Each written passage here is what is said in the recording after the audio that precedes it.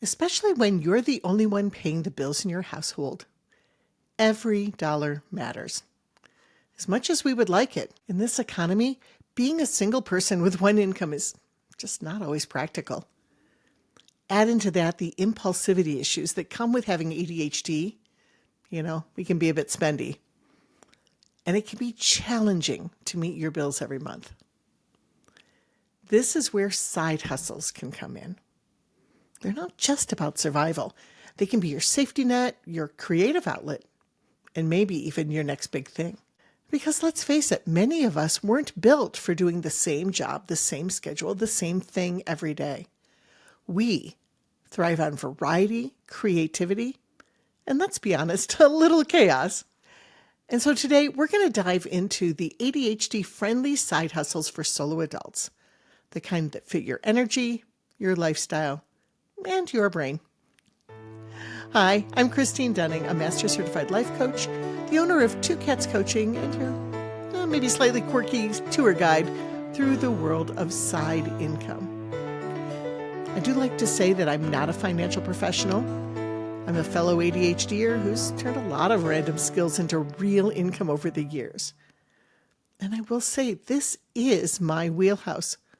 Over the years, I've had more side hustles than I've had jobs. And also, this is the first of 4 episodes I'm going to present on this. So stick around. So why this matters? Again, when you live in a single household, your life can feel like it's one car repair away from chaos. A side hustle adds a cushion without another 9 to 5. The catch? How do you know what will work for you?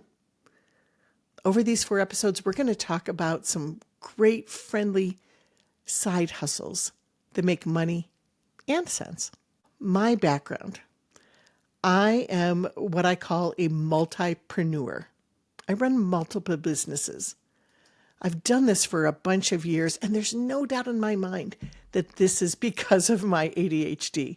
I am the happiest when I've got a bunch of irons in the fire that cause me to create, challenge my thinking and my brain. And for me, this is a main source for me of dopamine. Just to let you know a little bit about how it works for me, I'm going to give you the list of things that I'm doing currently. This isn't stuff I've done at some point. This is stuff I'm doing right now. So number 1, of course, is creating this podcast. Number 2, I'm a life coach. This is actually in support of my life coaching. Number 3, I'm substitute teach. My background's in education. Number 4, I'm a pianist. I play for churches, schools, the occasional musical. I also teach private and voice lessons a couple of days a week. I host a weekly online trivia game. I rent rooms out in my house.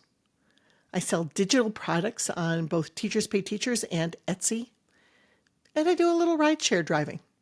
Are you tired yet? Most people, when they hear my list, they get really tired. I'm not. I find it energizing. So I want to give you what I consider the broad overview of side hustles. They, for me, come in 3 main categories, and there definitely can be some overlap. The first one is simply a part-time job.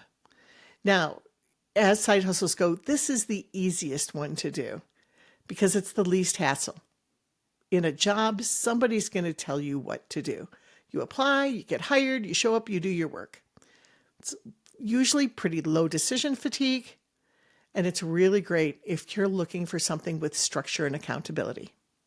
A couple of brief examples, things like retail, bartending and waitering, maybe working for an event company on weekends where you do where you're help with the catering or you do setup and tear down. A weekend receptionist or hotel work can often come in on weekends. Weekend receptionists, if you're looking for that, real estate. The second category is what's called a 1099 contractor. And by the way, if you're not from the United States, that is simply an IRS tax form. The 1099 tax form is the form that companies use when they've hired a freelancer. So that's kind of our vernacular for that here. If you are a freelancer, your flexibility is higher, but you are still working for somebody else. But with 1099, you get to call a lot more of the shots. You often make decisions on when you work, how much work you want to take on, all of that. You do have to pay all your own taxes. So make sure if you're looking at 1099 work that you're figuring that in. Rough number, 25%. But you can also write off expenses, and sometimes that's really worth it.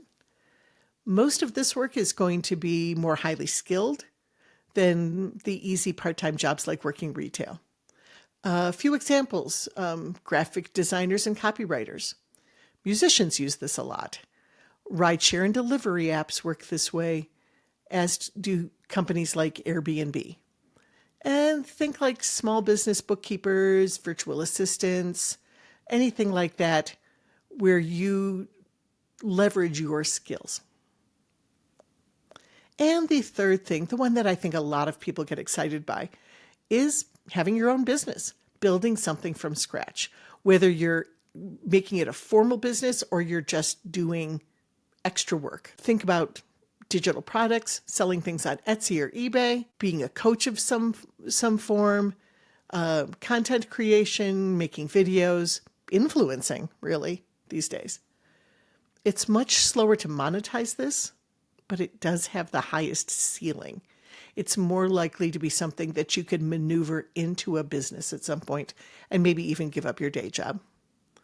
But it's riskier. You need time, patience. You probably need to know how to market. And, that's a big thing. Remember, as a business person, you're just not creating something. You don't just knit the sweater. But you're going to have to also know how to handle all the business side of that. Most of these, you'll also need at least a reasonable amount of seed money. It takes longer to make money, but again, the potential is much higher. So if you have come across this podcast, I am assuming you've probably been on the search for a side hustle. You're figuring out what to do, and you're reading and watching a lot of videos, and you're going to see a whole lot of things that say, how to make an easy $10,000 a month with YouTube automation, or do this to make $10,000 as a student, or I made $4.9 million online at age 22. You can just copy me. These are all things I found on just a very quick search of both YouTube and on Google. And here's the deal. Some of these may be true, but I'd bet that $10,000 that there are a lot of things that these people aren't telling you. Some of them will just be out and out scams. A reminder, if somebody is creating something like that, that person's trying to sell you something. And yes, that includes me. As I record this, I'm actively searching for coaching clients. And yes, I've put my information below. That's part of why I do this podcast. It's a chance for me to show myself to you and my abilities as a life coach. Whether or not you choose to buy, whether me or somebody else, it's completely up to you. And some programs definitely are worth your investment. But please, please use your critical thinking skills. Truly passive income? That's a myth. There's nothing passive about it. If it were truly passive, if these things were true, all of us would be living on a beach in Maui by now, right? If you are looking at some of these programs, run the numbers before you leap. Don't believe everything you hear, read, and see on the internet. Many influencers will tell you the millions they made from a simple idea. And I'm sure a few of them probably did. It is possible. But the vast majority didn't.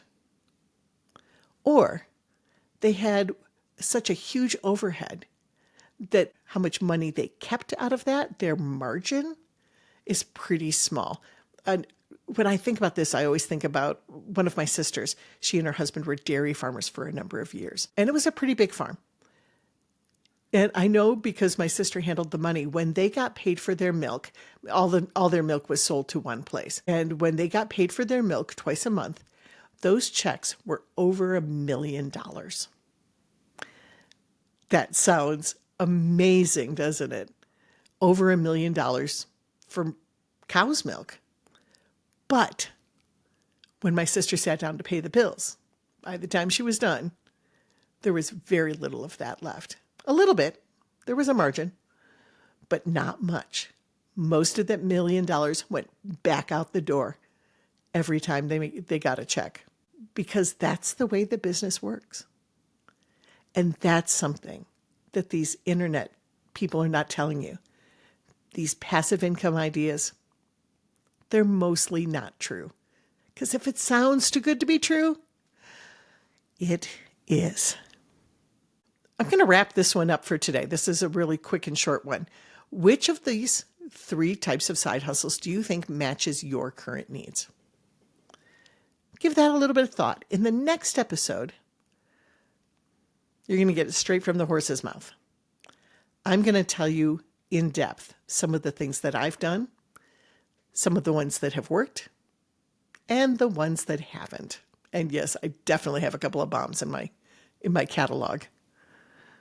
So a reminder, side hustles can be your safety net and your springboard. Choose one that fits you, fits your ADHD brain, your energy, and your actual life. That's my goal over these 4 episodes. I hope you'll listen to them all. I'm Christine Dunning, and go forth and hustle strategically.